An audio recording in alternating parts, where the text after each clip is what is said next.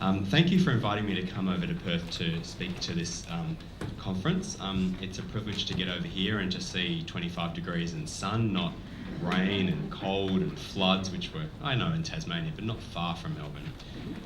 But I'm probably not going to get to stay long enough and enjoy it. But I hope you, I hope in the next half hour or so, we can have a bit of a discussion about the pathway to hepatitis C elimination. That's the topic of my talk today. What I'd like to do today is go through a little bit about the background of hepatitis C epidemiology, talk to you about some of what could become the markers by which we might start to judge whether we're getting to elimination in Australia, and touch a little on implementation science and perhaps some of the things we're doing in Victoria to try and scale up treatment, which may or may not have applicability here. And so that's what we'll try and get through. And feel free to ask questions. I don't mind getting interrupted, but the organisers might like them to be at the end. So I think all of you would have seen pictures like this. 75 million people or so live with hepatitis C. The WHO changed the numbers every so often, and suddenly there's 20 or 30 million fewer, but there's a lot of people globally. But we do think that there's probably 230,000 people in Australia at the start of 2016 who are living with hepatitis C. And obviously, deaths from viral hepatitis are a very prominent issue worldwide. Hepatitis C tends to cause deaths from liver disease once you've got advanced fibrosis only, so that's also known as cirrhosis. That's when you can go on and get liver cancer. Hep C itself doesn't cause liver cancer, but advanced liver disease leads to liver cancer. That's very different from Hep B, which of course can lead to fibrosis and cirrhosis, but liver cancer can happen at any stage with Hep B. So hepatitis B globally will overtake hepatitis C as a cause of liver cancer in the future. Other viral hepatitises tend to really only cause acute infection, and there are fewer deaths globally from those viruses.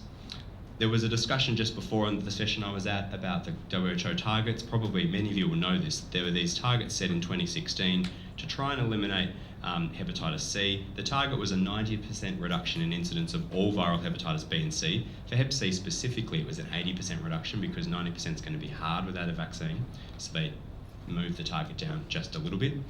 And they don't really mean elimination, not in a true public health sense. They mean control. They mean that the burden of disease falls to levels which are manageable locally, not true public health elimination, which would be no ongoing transmission. We've managed to eliminate polio in Australia. We've only eradicated smallpox globally, so we're not really going to get to where we are with polio and Hep C, at least not by 2030. So that's important to remember. There's also this target of a 65% reduction in mortality from advanced liver disease and cancer. And so the WHO Global Hepatitis Health Sector Strategy gives us what I think could become some 5 key points which we could start to measure internationally how we are all tracking on Hep C and Hep B elimination. The first direction that they want every country to have is information for focused action, which means know your epidemic and response. The second is that you need interventions for impact, covering the range of services that you need, delivering for equity, as in covering all the populations in need of services. That might be geographic or it might be key populations. And a buzzword that's come along recently is micro-elimination, whether it's a geographic catchment with no Hep C or a population at risk. Another key direction is financing for sustainability to cover the financial cost of the services. And I'll show you some slides later, but I think this is where Australia's doing well. And then lastly is innovation for acceleration, looking towards the future. We'll come back to them later. Let me show you an Australian model by a really clever econometrician in our group in Melbourne, Nick Scott, who published this model on what we need to do in Australia to meet these WHO targets. Nick shows that to deliver, to optimally, as in most cost efficiently, get to the 2030 targets, we need to treat 10,000 people who inject drugs for 5 years and then 5,000 people who inject drugs every year after that. And the total cost of this, with the treatment costs, if they were, say, $20,000 a course, would be 7 billion Australian dollars, give or take a few hundred million.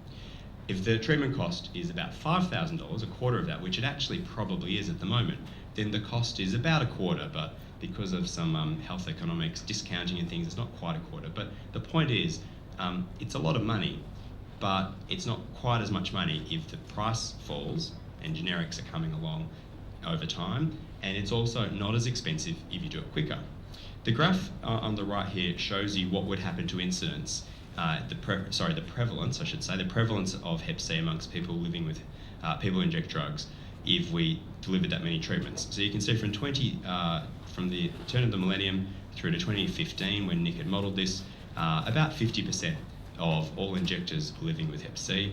And then if we scale up treatment to these targets he's mentioned, by 2030, the prevalence has fallen there to under 6% of current rates amongst people who inject drugs, and that corresponds close to the incidence target that WHO set. And the strata, the coloured strata here, are people living with different levels of fibrosis. The bottom is cirrhosis and advanced liver disease. The top is the early disease. So you can see that if you deliver treatments over time, you have a differential impact on different disease stages depending on who gets treated first. I think that's important to think about the different aspects to get to what Nick's showing there. To eliminate Hep C, there's testing that's required, there's treatment, and there's several aspects of it: effective treatment, access to treatment, targeting people at risk, and cost effectively allocating that treatment. We need to also maintain harm reduction services, which are by far and away the cheapest of all of the things we have. And many people spoke about this in the session I was at, so I actually won't talk much more about it, but not to discount it at all. It's just that there are other people who are experts at harm reduction and I'm not. And I'm leaving Hep C vaccine on here, and it's on this hepatitis C wheel for the elimination cycle, because vaccine's going to be important if we actually want to get beyond control but to elimination. Because the vaccines can either stop someone being infected in the first place, and if they're like that with Hep B vaccine, it then takes generations or so before you actually have a truly disease-free state. So hepatitis B vaccine's been around for nearly 30 years as a birth dose. We still have people with Hep B, we have immigration, we have onward transmission amongst people not vaccinated. But a Hep C vaccine might also be effective if it's for secondary prevention. People have been treated once and it stops reinfection, and it might be that you delivered Hep C treatment with a vaccine. And it might not even have to be completely effective to actually still have very big public health impact. So Hep C vaccine is important. People are still working on that, even though we've sort of rushed into the treatment space as our way of delivering elimination. Let me just take you through the elements in each of these steps that are important. Testing needs to be early and it needs to be reliable. It needs to be frequent and accessible amongst people who are at risk, particularly to performed in people with any risk factors. And diagnosis is important because it allows people to be connected with care and treatment. It allows them to get education. It also allows for harm minimisation to be directed to people. And there is a little bit of data that Hep C diagnosis might influence injecting behaviour. There's one small Australian cohort and one Canadian cohort where once people were told their Hep C status, they were slightly less risky with their injecting behaviour. But I think the jury's out on that a little. But it parallels with what we know about HIV and risk-taking behaviour and risk compensation. So there's some, I'm not sure whether people would be riskier or safer, but some data says they could be safer. And Australia recommends at least testing annually if you're at risk. Antibody can be done as often as you want, and on Medicare it costs a laboratory about $20 or so. A hepatitis C PCR can only be done once per year if you're antibody positive, and it costs about $85 or so to the government. And if you do it more than once a year, the patient has to pay. And this is a problem. When people have been cured, they need PCRs probably more often, especially if they're still at risk. Effective treatment. Now, this is sort of borrowing from what other people overseas, colleagues, Andrew Hill has done. He's just got one column here, SVR 100%. We almost don't need to worry about all these graphs anymore, about what regimen get what cure rate. This is made up. This is just saying that no matter what genotype you've got, whether you're treatment naive or experienced, have HIV, have cirrhosis, or reinfected, actually the cure rates, if you take your pills, are 98% or better. And that's actually the truth. Now, the real world studies have cure rates above 90% because in real world, not everybody takes all their pills. And there are other factors at play. You can get unlucky, 1 in 100 or so probably don't get cured when they do take all their pills. But really, the treatment works now. So effective treatment is no longer a barrier to elimination. This is a slide borrowed from Greg Dorr and Jordan Feld. They really nicely here show tolerability, as in, are side effects an issue? And so standard interferon used to be 3 times a week, and you could say it's moderately tolerable. But as we added more pills over time, ribavirin made it less tolerable. The efficacy of the treatment got better. Pegylation of interferon made it once a week. Side effects were still there, but the efficacy improved a little bit. And then the first generation of these new treatments, which came along in 2013, 2014, were really terrible. You had to take 3 times a day, really strict with meals, gave people terrible side effects. So the tolerability was worse, but you got about a 70% cure. And that was the direction things were heading. More complexity, harder for general practitioners who very rarely prescribed. But then all of a sudden, really quickly, we started to see new drugs to the point where we've got where we are today, where there's these really almost completely tolerable drugs, near perfect efficacy, and what took 20 years to go get slightly better but worse side effects has only taken 3 years to go from the last few steps there. And Jordan and Greg have called this in search of perfectivia. I think we're nearly there. 98% cure, very few side effects, less than 1% of people have to stop therapy. I mean, we're nearly there. The therapy is very, very good. So for people who don't, who are sceptical that the treatments would be that good, they are that good in the real world. And this just gives you a summary in Australia of, access. Access is the issue, and the access is a huge issue internationally. But from March 1, 2016, all of these regimens have been listed, and soon to come there'll be the second pan-genotypic regimen listed on PBS. And as all of you probably know, community prescribing is allowed, not just specialists. You don't have to have advanced fibrosis, unlike some countries which have restricted drugs to people with cirrhosis. And you don't have to be a non-drinker. You don't have to lie and say you're not injecting drugs. Anyone can get treated. And we've got fantastic guidelines and resources for people on ASHM, ACID, DESA websites. It's a joint statement, and there's a new update coming which will add in the new drug regimen I just mentioned, and also simplified monitoring. So if you haven't looked at this and you're a clinician for a year, they're about to take out all of that on-treatment monitoring, because there was a bit of conservatism when they were put together 2.5 years ago. So still suggesting that we needed to monitor people for safety on therapy. We don't need to do that anymore, and most people aren't, and patients vote with their feet and don't come back anyway. So let's get into some of the challenges, the cascade of care in Australia. I'm sure Beck's group will be coming up with some new numbers really soon from 2017 on where we're at in Australia, but we know that if these numbers of people living with Hep C are around 200,000, we think we've diagnosed about 80%. The trouble here is that we only have hepatitis C RNA in about 50% or fewer of all those people, and receiving treatment is where we are improving treatment uptake in the last 2 years, but we still have this massive drop-off from all of the people living with Hep C. This graph gives you a little bit of data when you look at the PBS prescription rate per quarter. So from 2013 through to 2016, you could see fewer than 2,000 people were starting on Hep C treatment every quarter. It really dramatically declined and slowed down through 2014 and 2015 because everyone knew new pills were coming. So if you didn't have advanced liver disease, why would you go through 48 weeks of interferon when by the time you'd finished, you almost would get an all-oral regimen, particularly through 2015 when we knew TGA had licensed them and PBAC had said these should be funded, and it took a year for the government to fund it, but they did fund it.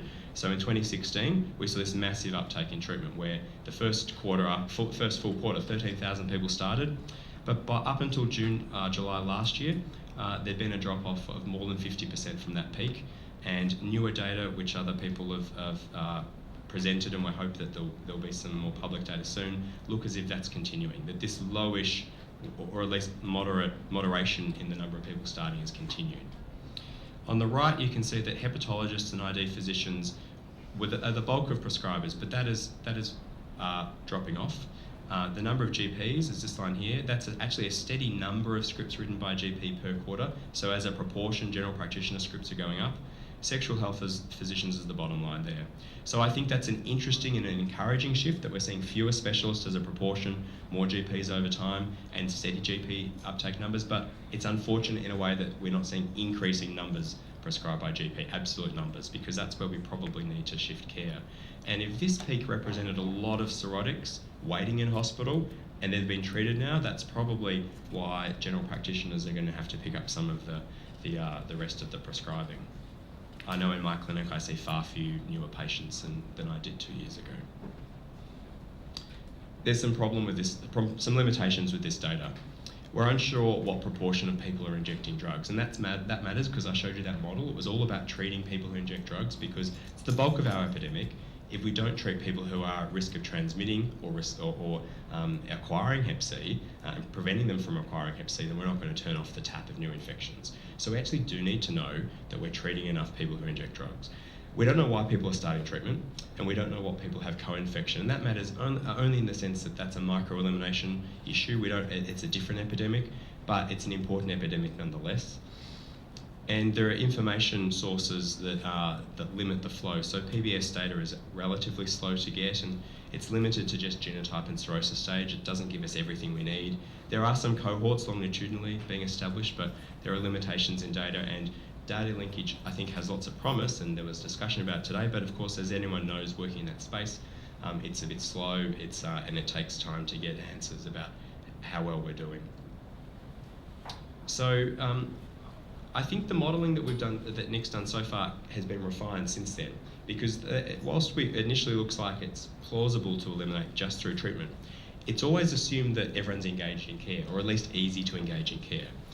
So we asked the next questions about, well, actually maybe we need to assume that not everybody is already linked with the service, and so therefore what would happen if people had testing programs to increase diagnosis and therefore link themselves to care?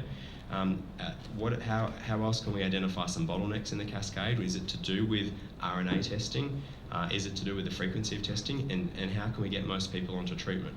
So if you take that base model Nick had already presented, I'm just going to show you what would happen if treatment stayed the same at 2015. There'd be no change in incidence and prevalence, as you'd expect. If we treat all of the people who inject drugs that I mentioned earlier, in fact, we don't need to treat quite as many if we just target. We're just targeting the incidence rates. If you treat 4,700 people who inject drugs every year, we'll get to the elimination target for new transmissions by 2030. But let me show you what happens to deaths. Deaths would continue if if there were no new treatments. And if we only treat people who inject drugs, there'll be an increase in deaths over the next 10 years before we see the people infected effectively getting mopped up and cured. So we actually do need to target some of our treatments towards people who have advanced stage liver disease at the same time. But these other aspects in the cascade of care, antibody test, PCR, genotype and liver disease, are slowing things down. They introduce delays.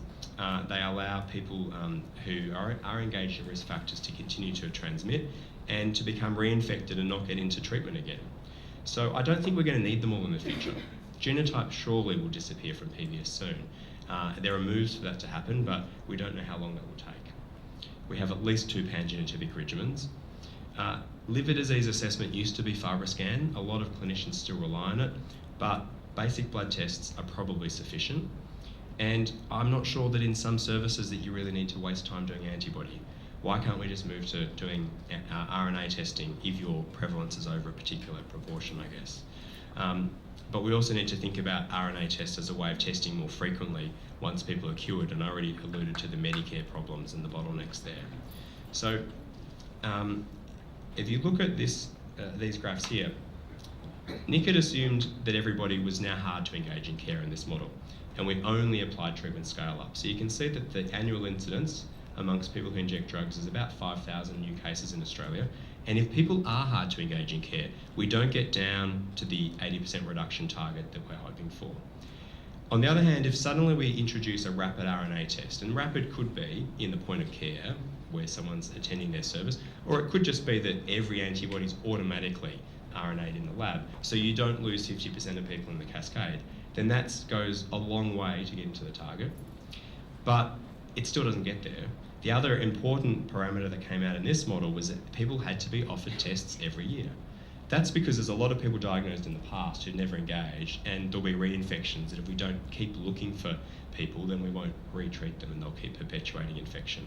So these two factors on top of treatment, doing a rapid test, as in immediate RNA test, and annual testing of every person who injects drugs who's on OST because they're engaged in care, they were actually the most important factors that we needed to add to our treatment arsenal. Now I just want to show this one aspect of, a couple of aspects of co-infection, because there's been some interesting models here which talk about behaviour change. We don't know what's going to happen with people who inject drugs and behaviour change, but the Swiss HIV cohort's amazing, and their group modelled some changes in treatment scale up, and they asked what would happen with high-risk behaviour. So sexual transmission of Hep C is very important amongst people who have HIV. And they've modelled a pessimistic scenario, an intermediate scenario, an optimistic one, and a best case. which basically talks about how often people have partner change and use condoms. And you can see what happens to the incidence of Hep C from 2015, when they did this model, until 2030. And without getting into the numbers, it's pretty different, isn't it? And you can see what happens to the prevalence amongst their HIV Hep C population. If they have a very pessimistic case of risk compensation, so people taking more risks and using fewer condoms and having more partner change, then they are worried that they could see an explosion of Hep C amongst the co-infected population. So Nick did a similar thing in Australia. This is a whole lot of little people in an agent-based model. And the summary of it is that the important thing here is that when there's high variation in risk-taking behaviours, it paradoxically makes it easier to cure Hep C amongst this micro-elimination population. That's because treating individuals who have high-risk behaviour might have a bigger impact on turning off the infection tap than assuming everybody's homogenous. A lot of, say, influenza modelling assumes homogenous risk taking and interaction with people, but we know sexual behaviour, like injecting behaviour, is very personalised and variable. So if there is a lot more variation in risk, then treating people will have a bigger impact on disease outcomes too. So the black line follows the same sort of trajectory of all the other models I've showed you. And if you have high variation, some individuals who are very, very risky, then actually we might be able to have lower incidence of Hep C over time. So getting to the end of how we can simplify treatment. One of the questions is, where should Hep C care take place? There are lots of service models worldwide. We heard a lot of them in the last session. There's no clear difference in outcome, and I think that they really align with traditional funding. So probably you need to do whatever works in your local community. One of the problems is that FIBROScan has limited people getting into care in some settings. It's really good evidence. You know, this shows you that a low FIBROScan score correlates very strongly with survival, and survival is probably the most important endpoint. High FIBROScan score, high mortality in most studies, and very high FIBROScan score, you can see only 30% survival out to 10 years there if you have a very high FIBROScan score. So it's become the gold standard. But the blood test, the AST platelet ratio index, is pretty good. The key data here is that the negative predictive value of a low APRI score is 98%.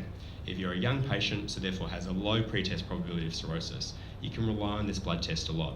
The cutoff of 1 has been adopted by WHO in Australia, so even at a cutoff of 1, negative predictive value is 96% in an under 50-year-old, and not quite so good in someone who's older, so you do have to exercise a little clinical judgment there, but this is going to substitute for FIBROScan for a lot of people. So this pathway has been developed in Victoria, where we have a greater than or less than 1 APRI cutoff, which we're promoting to GPs, and it's only when you're above 1 that you need to go on and refer for FIBROScan. And the number of people who are above 1 is about 30 to 40% in Victoria, which means that we're avoiding FIBROScan in up to 70% of people. So that's a real resource issue, which is a bottleneck which has been removed. So as I get to the end here, let me turn back to the scorecard. I mentioned these 5 points earlier. Let me try and tell you where I think Australia might be up to. On this first point, do we know our epidemic and our response? This is a mapping project from which has been done at Burnet, looking at Australia-wide cross-sectional analysis of Hep C notification in 2015. And luckily, Perth was highlighted here. That was fortuitous.